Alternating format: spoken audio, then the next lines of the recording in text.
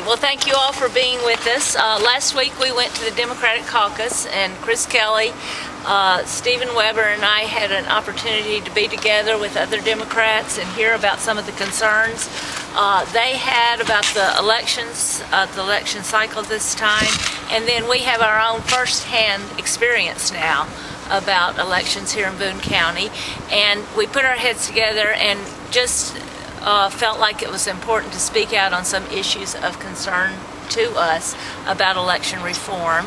And Chris was going to be talking about the early voting, and so I will talk a little bit about that. We all agree that that would be a good thing for the state of Missouri. It's been proposed even by Matt Blunt, Secretary of State Carnahan, and we think that early voting would be appropriate for the state, and it would help expand opportunities for people. Now, here in Boone County, we had a fabulously run election. We didn't see any problems, but other parts of the state did. So that would be an important opportunity to expand options for people with early voting. The other thing that I'm particularly interested in is allowing people to sign up on the no-call list if they do not want robocalls. Now, if you think that robocalls are good and you want them and you enjoy them, then you don't have to sign up. But certainly the no-call list could be expanded to include robocalls, and I would propose that. Stephen was going to talk about contribution limits as well. As you probably know, on August 28th, all campaign finance limits were removed from the state of Missouri. For example, in state rep races, instead of accepting the maximum of $325, the contributions are now unlimited.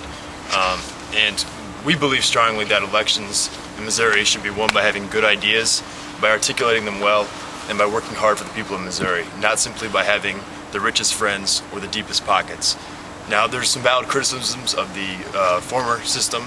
The system of committees that allowed people to move money around did hurt transparency, and we think that should be reformed. We advocate reinstating some form of campaign contribution limits and getting rid of the committee system to move money around and to hide transparency issues. One other point, there was an election here in Missouri that an out-of-state interest group dumped $1.1 million to a candidate in a single check.